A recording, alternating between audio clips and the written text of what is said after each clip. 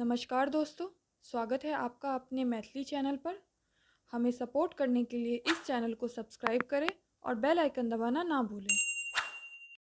पुनः काल में पूजन चलली माँ तेरो दरबार, मोहि देखी जाननी सोतली पलंग पसार,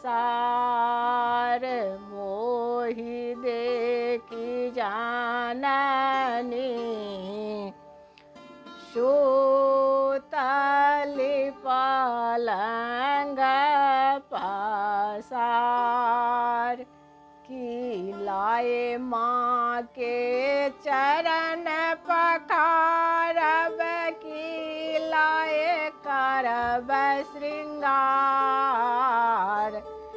की लाए माँ के लेबनी आरती उतार, की लाए माँ के लेबनी आरती उतार।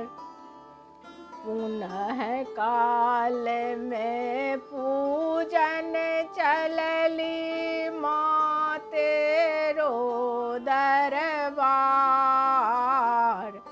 मोहि देखी जाननी सूतली पलंग पसार। गंगा जल लाए चरण पखारब, फूल लाए करब श्रृंगार, गंगा जल लाए चरण पखारब, फूल लाए करब श्रृंगार। अगर गुगुल लाए लेबनी आरती उतार, अगर गुगुल लाए लेबनी आरती उतार।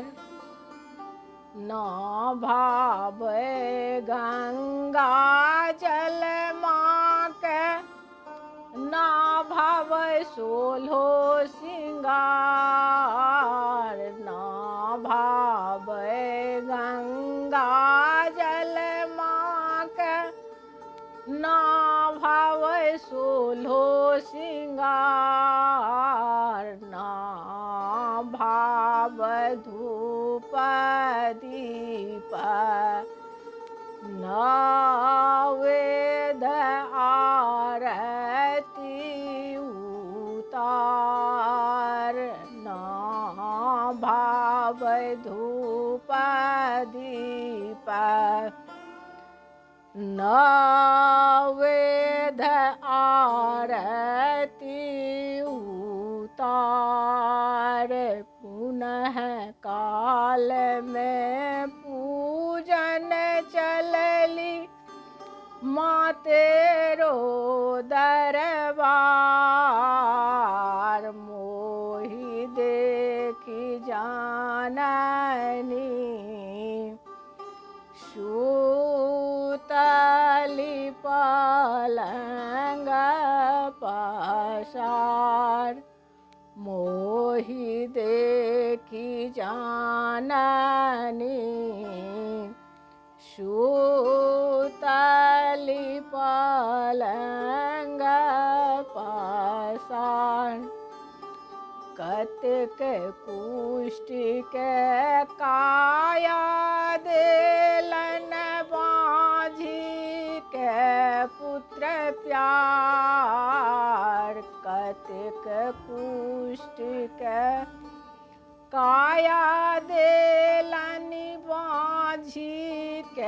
पुत्र प्यार, सोना मोटी कंचित के शोभानी बेली के हार, सोना मोटी कंचित के शोभानी बेली के हार, पुनः काल में